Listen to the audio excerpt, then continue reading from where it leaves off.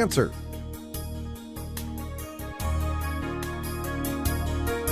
Get the latest weather, traffic, and news updates online at 560theanswer.com. Now, from the Signature Bank Studios, this is Chicago's Morning Answer with Dan Proft on AM 560. The Answer.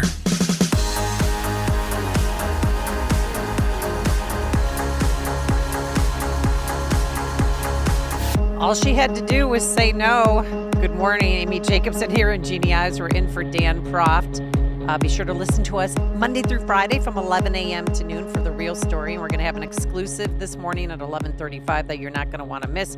But yesterday, 2 days in a row of testimony from Homeland Security Secretary Kristi Noem. It got a little dicey yesterday and tad bit uncomfortable when this question was asked of her while her husband was sitting right behind her. So, Secretary Noem, at any time during your tenure as Director of Department of Homeland Security, have you had sexual relations with Corey Lewandowski? Mr. Chairman, I am shocked that we're going down and peddling tabloid garbage in this committee today. Reclaiming and my ma'am, time. one thing that I would tell you is that he is a special government employee who works for the White House. There are thousands of them in the federal government. So reclaiming and my as time, an advisor, Secretary, it is has okay for no, you to be no offended authority by to the be question. making any It is decisions. okay for you to has be no offended authority by the to question. be making But it is decisions also and a putting real up question. positions. So what I would say And to you should be able to is answer that the what we do at the question Department of Homeland clearly Security every single and day. without So any clearly that was hesitation. going nowhere. That was Nancy Mace, correct? No, Grilling that was, her? not, that was a Democrat. That was a Democrat. Yeah, Okay. but Republican Senator John Kennedy, I actually happened to watch this. He pressed her on whether the president had personally approved a $220 million advertising effort that featured the DHS secretary, talking about, if you're here illegally, self-deport. I thought the commercials were effective. I didn't know that it cost $220 million to produce those commercials. And then also Senator Tom Tillis, a Republican from North Carolina, he called on her to resign and then threatened to slow Senate business until his questions were answered.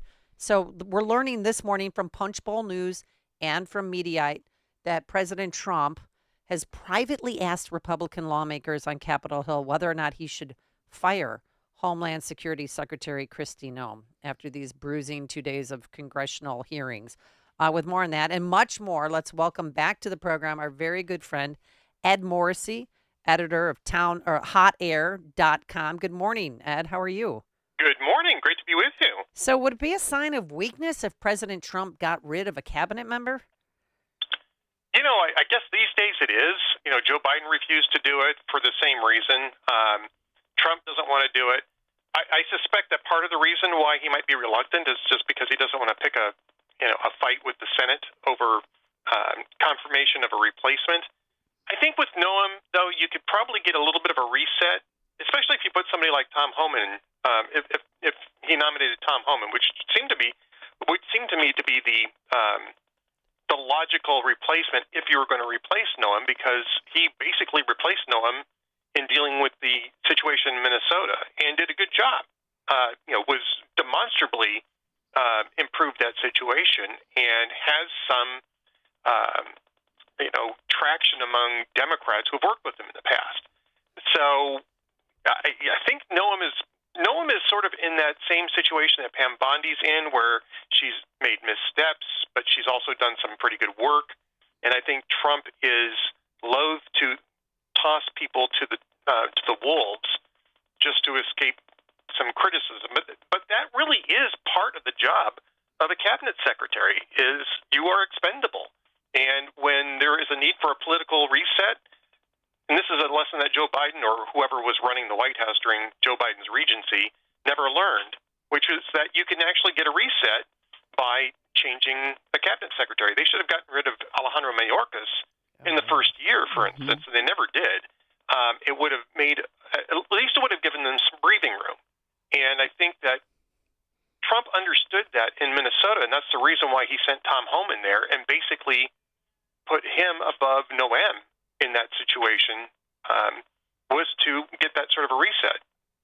Maybe he's looking at that now and saying, maybe this is what we need. We can then free up DHS funding, and we don't have this food fight for the rest of the year. We can focus on other things. Well, it's a curiosity that he picked Noem anyway. Honestly, I think that Tom Homan obviously was probably much more qualified. He had served multiple administrations, and in fact, he had gotten a presidential award from Obama for his service in deportations. And so I don't know if they thought at that time that Homan couldn't be confirmed, and so they pushed through Noem. But even Noem had to be confirmed. She wasn't a fan. Democrats aren't a fan of her. So if she becomes a liability, look, I don't think that the president's, he knows how to fire people. Let's put it that way.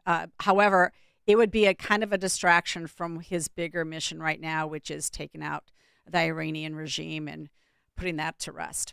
Well, a couple things about that. First off, Noem endorsed him, and cabinet secretary picks are usually, political rewards, and that was significant. It was a significant endorsement, and she helped him on the campaign trail.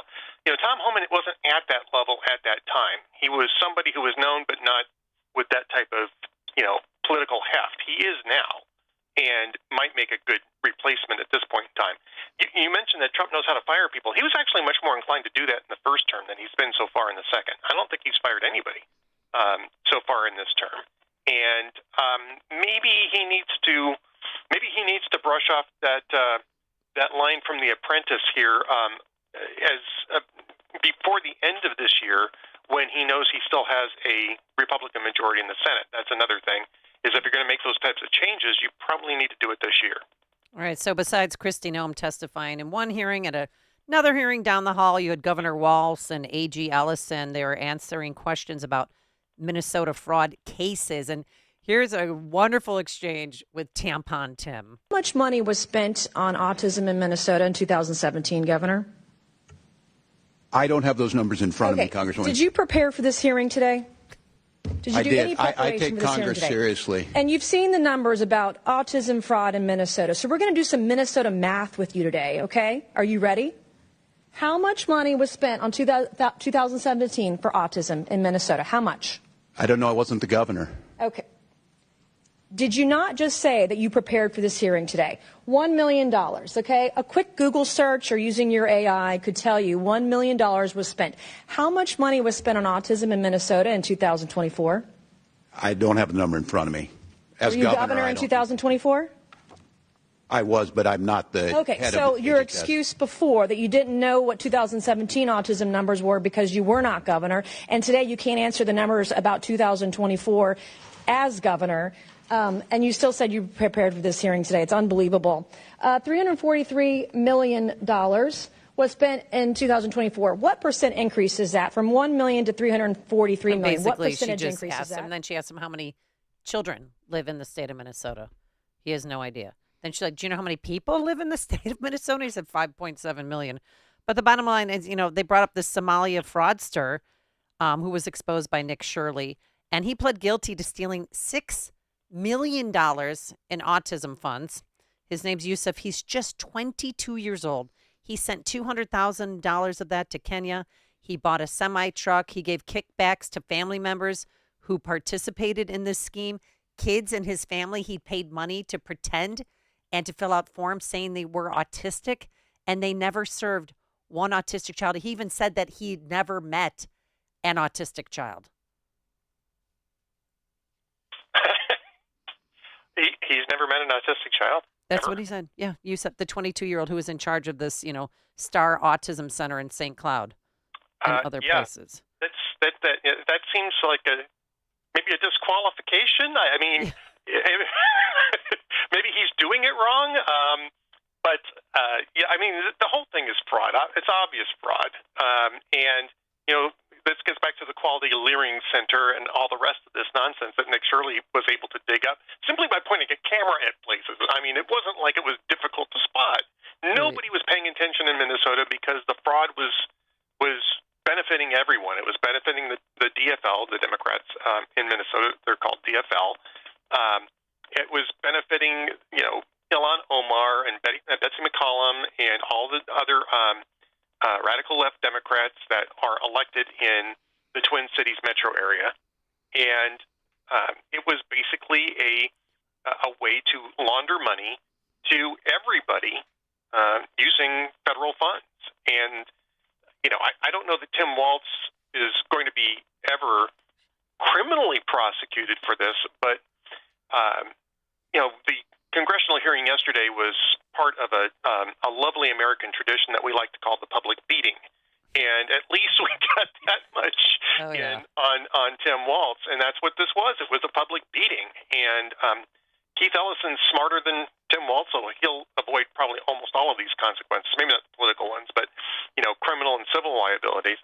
But I don't know. Tim Walz is pretty dumb, and he might blunder his way into criminal liability at some point here. But there's clearly a massive effort to protect this level of fraud within Minnesota. And the sad part of this is that I don't know that Minnesota's voters are strong enough outside of that metro area that was benefiting from it to provide the proper level of accountability for it. That's the thing that kind of concerns me about Minnesota, is that the Twin Cities metro area is just so strongly supportive of the DFL no matter what, that I don't know that voters in Minnesota can really get accountability for this. So, Ed, if you don't mind, let's turn to the Iranian issue, because you've been writing about it recently, and I find it interesting that you noted that progressive groups are preparing to primary any House Democrat who votes against a war powers resolution constraining the Trump administration from carrying out military operations in Iran. And so what do you think is going to happen here to those Democrats? Will they actually be primaried? Is this actually going to turn in Trump's favor at the end of the day if, we're out of there in 4 or 5 weeks and we've completely decapitated the entire theocracy there? Well, I think it's sort of a moot point now, because the Senate, in its infinite wisdom, or Senate Democrats in their infinite wisdom, forced the issue yesterday and ended up losing, which is basically a tacit approval for the war. I suspect that House Democrats are simply going to drop this because it's not going to move forward. But that vote's supposed to happen today in the House, so you think they're not even going to take it at this point? If they were smart, they wouldn't take it, because there's no point to it. I mean, the Senate's already voted on this, and they've shot it down. So even if the House approved it, which is unlikely to happen, it's not going to go anywhere because the Senate's already shot it down. It's dead in the water. There's no point in putting your vote on the line for this. They should just drop it. I don't know that they will. But they really should just drop it at this point, because it's done. The thing about the War Powers Act and any sort of actions under the War Powers Act is that presidents can veto them. So it's really not enough. They can pass on simple majorities in both chambers because it'd be a privileged bill in the Senate. It's the way that the War Powers Act is constructed, so filibusters don't apply. But the problem is that presidents can veto them. They're basically legislation. And if the president vetoes them, you have to have 2/3 to overturn it. And they're not going to get 2/3. It's a political message. If it had passed, it might have put some pressure on Trump to wrap things up fast. But the fact that they took the vote and the vote failed means that basically they've approved it for 60 days, and Trump doesn't really have anything to worry about now. Politically speaking, it backfired on Tim Kaine. It basically endorsed what Trump is doing. That's what that vote does. And for the House Democrats to go out on a limb for no good reason whatsoever now is really dumb. Well, when would they not want to go out on the limb and make a political statement with a vote? They do this all the time, and you've got a number of Democrats in contentious primaries. Here in Illinois, you've got Raja Krishnamurthy, 8th Congressional District, running against Robin Kelly, 2nd Congressional District, and they certainly want to show their opposition to Trump in this war, and they would probably love the vote. I think that they might, again, because they represent districts that are very, very deeply Democrat, right? But they're putting a lot of their moderate, well, I don't know how many moderates there are anymore, but at least some of the moderates. Zero. Are some moderates out there, yes. Probably true. There are a handful of moderates out there, but more importantly, I think, is that they're trying to compete in moderate districts that Republicans now control. And if this war goes well, and they're out there being defeatists about this, that's a heck of a limb to have climbed out on, just to see yourself saw it off over a dumb vote that wasn't going to do anything. Performative politics thoroughly dangerous. And I think that that's what this is. All right. Ed Morrissey, good friend of the show. Thank you so much for your expertise and for spending time with us this morning. He's managing editor for hotair.com, and he joined us on AM 560, The Answer. It's like a hot, steaming cup of information to start your day. It's Chicago's Morning Answer on AM 560, The Answer. This is an urgent announcement for anyone that's $10,000 or more in debt.